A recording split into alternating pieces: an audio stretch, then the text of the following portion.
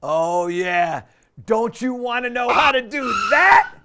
Yeah, baby, I'm getting you ready for the spring, and I'm going to show you how to hit the spinner. Let's do this.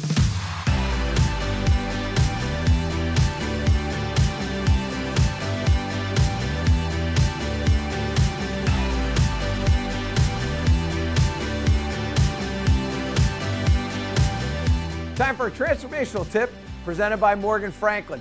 Love getting your questions, so keep those questions coming to me. We've got a question here from Randy, but before we get to Randy's question, I got a question from Chet. He says, what kind of simulator is that? And you know the answer is, Chet? It's a good one. It's a really good one about golf. Now, let's get to Randy. He says, Michael, can you share your wedge setup? I'm buying new Titleist wedges soon and use a 48, 53, and 58 set, but there are so many grind options. Do you have any advice? Yeah, so there's a lot of things that go into getting the right wedges, not just the grinds, but the loft differentiate. So when you go 48, 53, 58, what you're doing is you've got good gapping right there with the pitching wedge at 48. However, I don't know how far you hit your 9-iron, and the 9-iron is a really important part of this. So let me show you what I mean. I'm going to go through this and show you what you should be doing when you're making your decision on what lofts to get on this golf club. So I first start with a 9-iron. I set my 9-iron at about 145 yards. That's what, when I hit my 9-iron, that's the distance I'm going to get. So here's a 9-iron. Good strike there. Let's see if I get it in that target.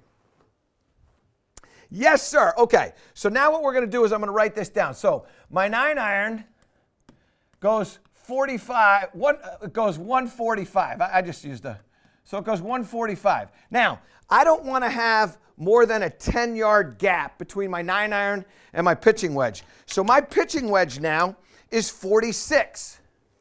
So this ball should travel about 135 yards.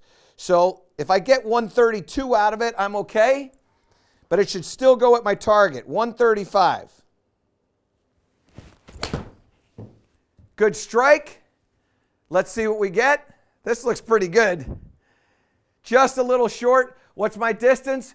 About 132 and a half. So let's go 133. So my P-dub, which is 46, is going to go 133. Let's just make that up. Now, I've got a differential in here. I want to try to get to about 123. That would be 125, 123. So let's go over here to my Vokey wedges, and let's go with, say, a 50. Now, this would make sense. If there's a 46, and if I go 50, I should be able to get this to go about 125 yards. Let's see what we get.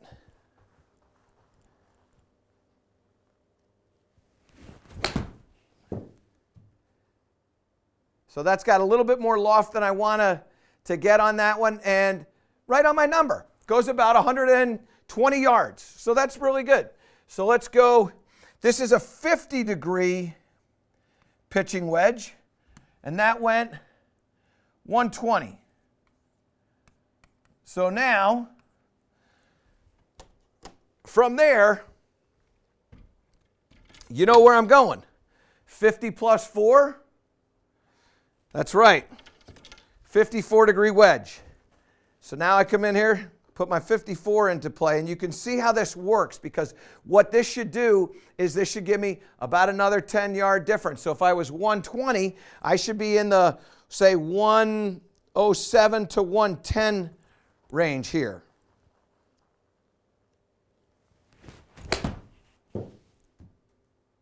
And come on up here to the front so I can show you exactly what this distance is. And when you get up here, what you're going to see, 109.5. So we round up. What does rounding up do? 110. That's exactly right. So now I've got this thing. My 54 is another, I'm going to call it a pitching wedge. You might call it a sand wedge, but I call it a wedge. So now we're at 110. So now, what does that mean my wedge makeup is going to be here? Let me show you. You got it. 58. Now, at 58, I should be able to get this thing to about 95 yards. And this is where things just, I don't quite hit it 100. My 58, and part of it is I don't try to swing really hard at it. I don't mind having a 10 to 15 yard gap in this. So this should go somewhere between, say, 95 and 100, right in there. And I'm okay if it comes up at 95. That's not going to bother me. So here we go. 58. And come on up here so you can see what we end up getting there. I got my target, so that was good. Up here, 93.6, so call it 94. So let's write them in here, and so we get an idea of what's happening. My 58-degree wedge, and this is the, and I'll go SW. This is going to go 95 yards. That is some bad writing by me. All right, now, what does that mean? That means I got about a 12-yard difference here. I got about a 13-yard difference here. I got about a 10-yard difference here and a 15-yard difference here. So those are well within what I think is acceptable for me. 10 to 15 yards is right where I'm going to play comfortably. And what I can tell you is that when you start to do this and you look at all these numbers here, what you have to pay attention to is this thing right here. This 9-iron is the key to understanding how to get fit or gap out your wedges correctly, because this first club here has to be related to that 9-iron. And if you've got a huge gap in there, now you got a problem. So what I can tell you is this. You got to pay attention to what you're doing with your gapping out of your wedges.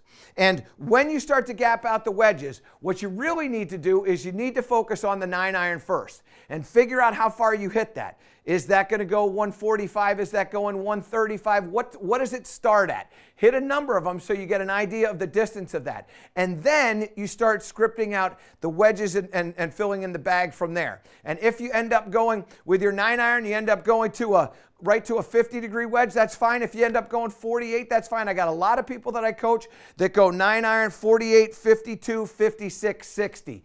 That's fine. Once you start getting into that, then you understand what's happening to the bounce and the flange of the club. That's dependent upon a couple of little different things. One, where do you play? Are you in the south or are you in the north? Is the sand thick or is it thin? Is there a lot of sand in your bunkers? Is there not much sand in the bunkers? That's going to give you an idea of how much bounce and how wide the flange is. And what I would tell you is, as a rule, more bounce is better for you, because what that's going to do is that's going to allow you to have a little bit of glide to your shots so you won't quite dig that club into the ground. All right? That's our transformational tip presented by Morgan Franklin. It's time for a grip tip presented by Golf Pride. So many of us are talking about, what is swing plane? What's swing plane all about? How do I understand it? When am I on plane? When am I off plane? It gets confusing. Well, what I've got here is I've got a piece of PVC pipe made into a little contraption. And if you go down the line here, what you can see is that these two pieces of PVC pipe are about at the same angle. They marry to one another. And what you're also going to notice is that with my 7-iron, that this is about the same angle as what my 7-iron is. My 7-iron's coming out at about, 59, 60 degrees. Now, what is swing plane? Well, swing plane is this idea that the shaft of the golf club, when it goes back, is going to be more or less on the same plane as this PVC pipe to hip high. And I like to talk about it to hip high, because once this club leaves this plane from here and starts to go up in the air, it's going to start to shift off of this plane, and it's going to get on a bunch of different planes. And that's when things get really confusing and nobody really understands exactly what's going on. So let's just deal with plane from hip high to hip high. When the club goes back, it's kind of hovering right around this imaginary wall. And then when we come back through, it kind of stays more or less on that imaginary wall. Now, what does that allow me to do? It allows me to understand that the golf club itself, if it doesn't leave this plane, that it's pretty much going to come back and strike the ball the same every time. So if the club comes back and it's more or less around here, and then it comes through and it's more or less around here, it's going to kind of drive the ball straight. So here we go again. Back on that, and then kind of back on that, and then it drives the ball kind of straight. So what do we want to understand is, or what we want to understand is how we do that. Well, one of the things that has to happen in order for us to get this club onto the plane is the head of the golf club has pretty much got to stay outside of the handle here, or outside of this grip, until I get to parallel to the ground. Then the head of the golf club is going to be inside of the grip going up to the top, okay? If we get to where we take the club and we put the head of the golf club inside of the grip before we get to hip high, now we're going to be off plane. So let me lay this on the ground here just like that and show you that if I take this back too much to what would be the inside, I'm going to hit that pipe and it's going to chuck it down to the ground. You can see the club is now parallel to my toe line, but the shaft of the golf club is not parallel to the ground. So in a camera 2 here, you can see the head of the golf club is below the handle. I want the head of the golf club to be parallel to the handle. And now here, this would be parallel to the strike line in camera 1. So when we start to go,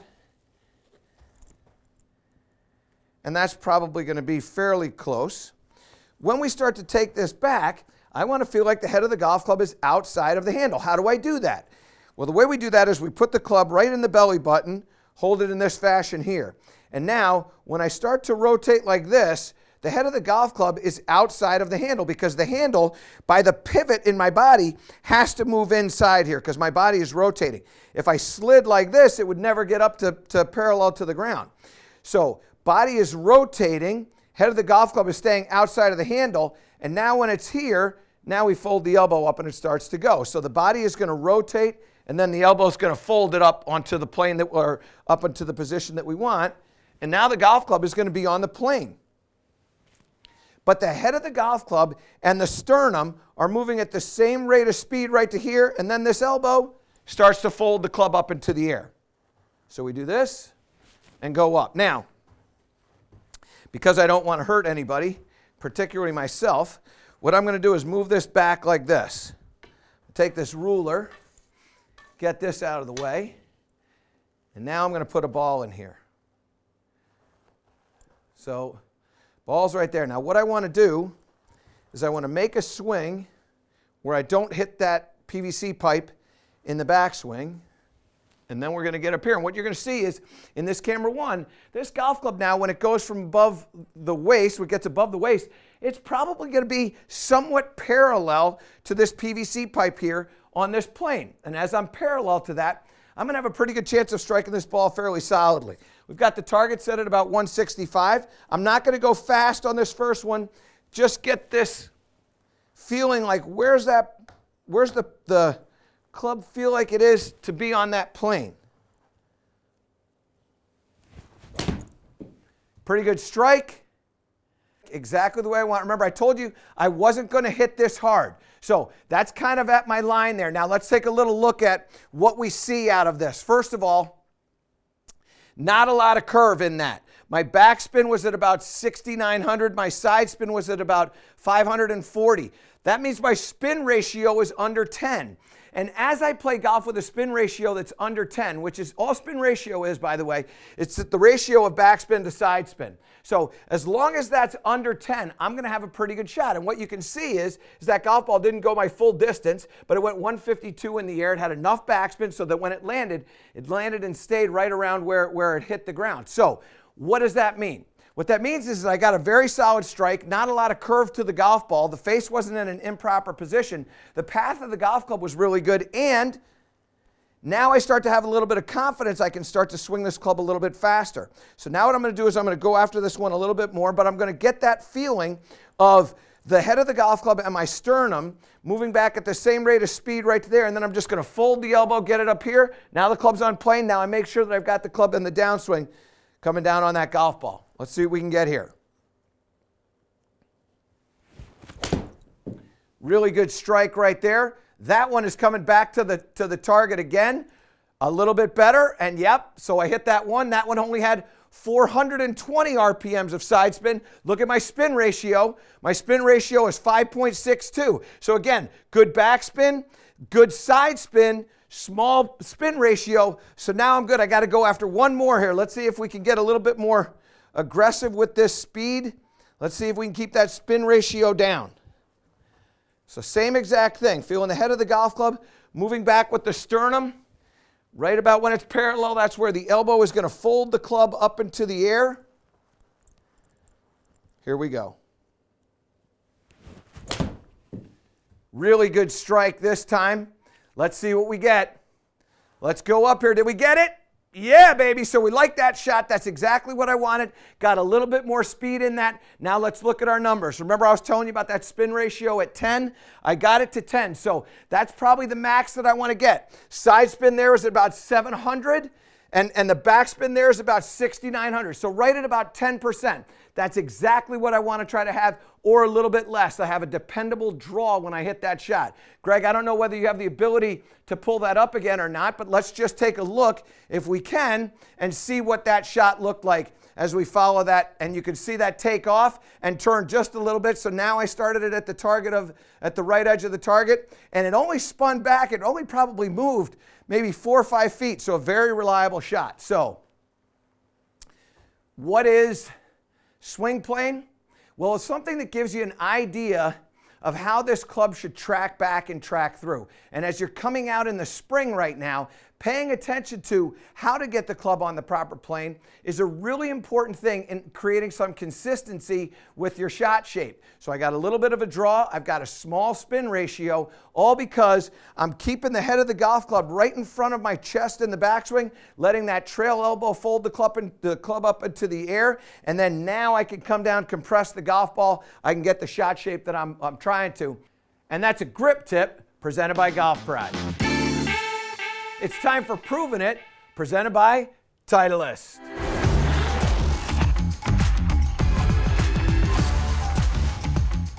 And it's here in yellow, can't wait. So, what are we talking about today? Well, we did a little tip a while ago to show you how to hit a release little chip or pitch shot. And many of you loved it. And many of you sent back and said, okay, I get that shot. How do I hit the spinner? I want to know how to hit the spinner. All right, so I'm going to talk to you about hitting this spinner shot. Now, here's why you don't spin the ball. First, you play the ball really far back in your stance. And the second thing that you do is you take the club and you chop down on it. When you chop down on it, what you do is you take loft off it, you flight it really low, and when it comes out low and not a lot of spin, it's going to release. So this is going to look like this. So we hit this shot. Now watch what happens. This flights out, and now it goes and it continues to roll. And in fact, that one there rolled about 5 yards. Now, we got to change that. The square face club, no longer. We're going to open that up. We're going to put the ball a little bit more in the middle of our stance. Now, as we start to make that change, and I've got this target set at about 60. As we start to make that change, you're going to see the spin rate on that's about 7,600. As we start to make that change, now spin rates are going to start to change a little bit here. So we'll just make a normal swing. So now I'm going at about 60. I hit that a little bit farther than I wanted to hit it. But what you're going to see is I got that club to spin back. I got that ball to spin back, partially because I hit it too hard, all right? But the other reason why is because I opened up that club face. You got to make sure that you get that club face to start a little bit more open. When you get addressed, what I like to do is I like to take that club and I like to open that up maybe by 2 degrees. So when we take it and we open it up 2 degrees, now my 54-degree wedge is now about 56. So now I'm hitting that shot there. A little bit farther flight than I want. Spin rate's up around 9,000. Fantastic. Now, how am I doing this? What's the secret sauce? Well, there's 2 things. 1, how this club is arriving to the ball. And 2, how it's leaving the contact point. So I want to be shallow and shallow, or low and low. If I get steep and steep, I'm going to take spin off. So what I want is I want to get shallow and shallow. So let's just work on the first shallow. When the club comes in, I'm going to feel like I'm looping underneath here. So now I hit that shot there. Watch this one. Again, my distance is a little bit off, and now I'm spinning it back. That one spun back almost 3 yards, almost 9 feet. So that was really good. Spin rate on that one was 8,200. Watch how I start building on my spin. Remember, we started this whole thing at about 7,600. We're now at 82. So we do a little bit of a shallow move under here, okay? And I feel it with my arm. So when the arm goes back, now I'm going to make sure it's coming in and almost getting to my chest here. So now we hit that one. Spin rate on that. Remember, the last one was about 8,100, 8,200. This one right at about 8,100. So I've shallowed that out. Now, the second thing I want to do is when I come through from the shallow, now I want to get shallow again. I don't want to spin the shaft. I want to get the hands to exit low. The hands are going to be coming in this way, and it's going to be very shallow on this side. So I'm club face again a little bit open. We're going shallow and shallow. So now I go shallow, shallow. Got that thing to about 8,100. I got to get this thing up to 9,000. That's what I got to do. What am I going to do? I know you're going to believe me. I'm with a 54-degree wedge. You know what I'm going to do? I'm going back. I'm getting the 58 because the 58 is going to raise this up, and I should be able to get into the 9,000s now. So I've got my 58. I'm still going to play this a little bit open, but now I'm going to go shallow, shallow. 58, shallow, shallow. Here's my shot. Right on 60, spun it back. Come on. Remember I told you I got to get this thing to 9,000. What did I get? 88.54. So I'm at 8,900. How am I going to get that thing over to 9,000? I got to add a little bit more club head speed. And when you add a little more club head speed, your friction's going to go up. Your spin rate's going to go up. Come on, baby. You got to get over to 9,000 here. Let's go. Shallow, shallow. I flew that about 58. I got to fly this about 62. I don't think I got it on that one. I didn't quite get it on that one, but look at what happened. Come on with me. I'm not lying.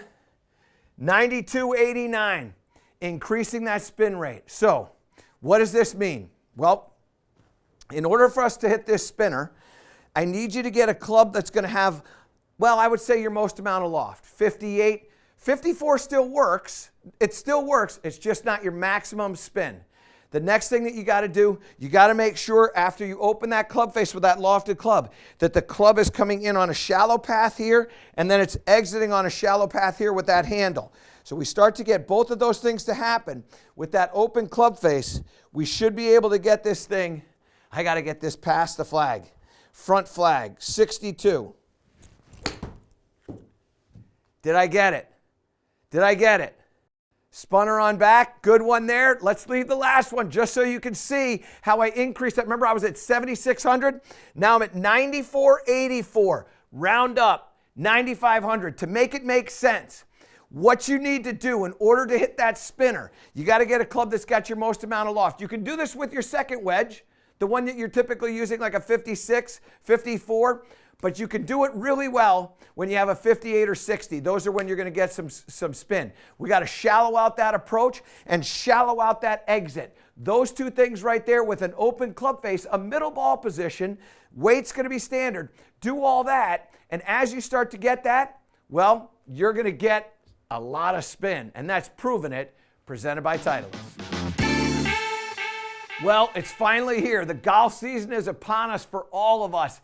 And when you start to think about what you need to pay attention to when you're coming out just getting going in this springtime, you've got to pay attention to fundamentals. One of the most important fundamentals is ball position. It's time for a FootJoy fix. So let's just talk about some of the things that we pay attention to when it comes to ball position. First, it's an upper body thing. I'm going to explain that to you so you understand what I'm talking about. Next, we're going to talk about the position of the club head, and this is going to be something that's going to come as a revelation to you. And then finally, the body lines, because that's what we're dealing with. We're dealing with the alignment of the body and how it's set up at address. So when we come into here, the first thing I spoke to you about was the upper body. Where's ball position in the upper body? So what I'm going to do is I'm going to lift this up and put this into a position where it's straight up and down right here. Now, so many of you are paying attention to where is the ball positioned relative to my feet. And what I want you to understand is it's not relative to the feet. It's relative to the upper body or the spine. So imagine this line going all the way up here. That ball position right now is just about in the center of my chest, or right where the buttons of my shirt are. If I take my body and I tilt like this, which we do with a driver, all of a sudden I've moved that ball position forward. I know, I haven't moved my feet, I get it. That's because it's an upper body thing. And if I take my weight distribution and I go like this and I sit on my forward leg, now that ball position is back here off of my shoulder. I'm going to show you what's going to happen as we start to mess around with this, okay? So we're going to put this back down on the ground just like that. Now, with my 7-iron, I set up here and you can see that in this space right here, this line is a little bit closer to my lead foot than my trail foot, all right? So it's slightly forward relative to my feet.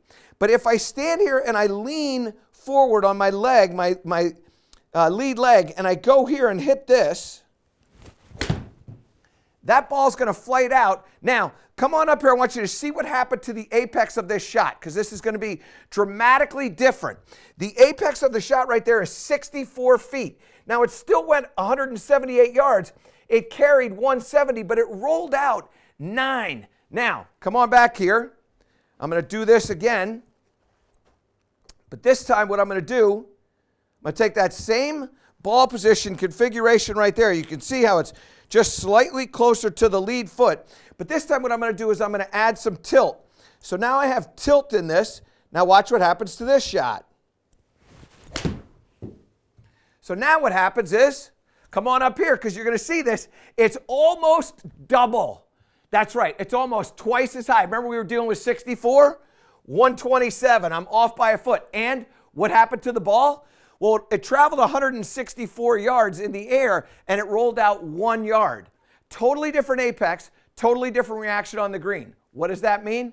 It's a lower body thing? No, it's an upper body thing. That's what I need you to pay attention to. So when we start looking at ball position, I want you to look at it as an upper body thing here and understand that the positioning of my upper body is going to affect launch angles, spin rates, how far the ball rolls when it gets on the green, all these different things. You need to pay attention to that, particularly when you're just getting going in the spring, because what you also notice is when I sat on that weight forward, my shoulder line got open, and when I tilted like this, my shoulder line got closed, and that's why that shot there had a 5-degree horizontal launch. In other words, it started to the right 5 degrees. So when we get set up with a club like this, we're making sure that we're aware of where the ball is relative to this. And with my 7-iron, I want it just a little bit forward of the center of my spine. So it's right about there. So now I get set in here, hit this shot. And now I started on my line. This is a pretty good shot. Is it going to go in the basket? Yes, sir, that's in the basket. And come on up here because I want you to see what happens to the apex. This is not tape. This is actually happening. 96. Start doing a little math. 64. 96 is 33. Add another 33, we're at 129. So by positioning this properly, I get the dead middle of those two extremes, 64 to 128, and now I've got it at 96. Ball position is an upper body thing. I need you to pay attention to that and understand it. Now, the second thing I want you to understand is, and what causes us to get improper ball positions is, particularly coming out of the wintertime, we're doing a lot of swings where we don't have a golf ball down. So what we do is we put the head of the golf club where the ball would normally be. And what ends up happening is if I put the head of my golf club right there, now all of a sudden I've got to move the ball forward in order for the head of the golf club to be where it would be without the ball. In other words, I know you're confused. In other words, if I had a ball there, that would be where I position it properly. When we don't have a golf ball, we just put our golf club there. And what ends up happening is that invites a forward ball position. And when we get a forward ball position, now we run into a little bit of a problem. So let me get another piece of PVC pipe. So now I've got this forward ball position. Remember, we were looking at this relative to this. And now what happens is when I go get that forward ball position, now my shoulders get open here. So you can see right now that my shoulder line is not parallel to my strike line or the target line.